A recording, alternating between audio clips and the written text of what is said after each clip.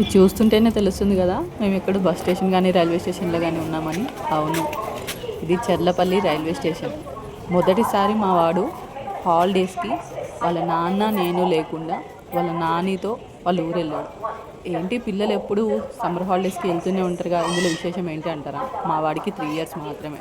అందుకనే మేము చాలా వెయిట్ చేస్తున్నాం వాడు ఎంత ఎక్సైట్ అవుతాడో చూద్దామని. చూద్దాం. ట్రైన్ వచ్చిన దగ్గర నుంచి ఎక్కడ ఉన్నాడు వాడు ఎలా చూస్తాడని చెప్పేసి అనుకుంటూనే ఉన్నాం. అదిగో రానే వచ్చేసాడు మా వాడు వాళ్ళ నానితో పాటు ఊరి నుంచి.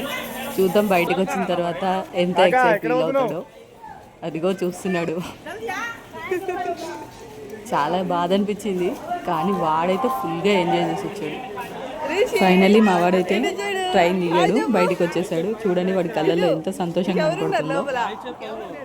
వాడు ఇంకా ట్రైన్లో వచ్చిన ఫీల్తోనే ఉన్నాడు, ఇంకా ఎగ్జైట్మెంట్గానే ఉన్నాడు అనమాట. ఇదే ఫస్ట్ టైం వాడి ట్రైన్ జర్నీ కూడా. అందుకని ఇంకా ట్రైన్ని కూడా ఫొటోస్ తీయమని చెప్పేసి అడుగుతున్నాడు అనమాట. నేను వాడి ఫోటో తీస్తుంటే వాడు ట్రైన్ని కూడా ఫోటో తీయమని చెప్పేసి అడుగుతున్నాడు. తర్వాత నా చేతిలో నుంచి ఫోన్ తీసుకొని ట్రైన్ని ఫోటో కూడా తీసాడనమాట వాడు. సో ఇవి మా వాడి సమ్మర్ హాలిడేస్ విశేషాలు. అండ్ అలాగే మా వాడి ఫస్ట్ ట్రైన్ జర్నీ అనమాట, అప్ అండ్ డౌన్.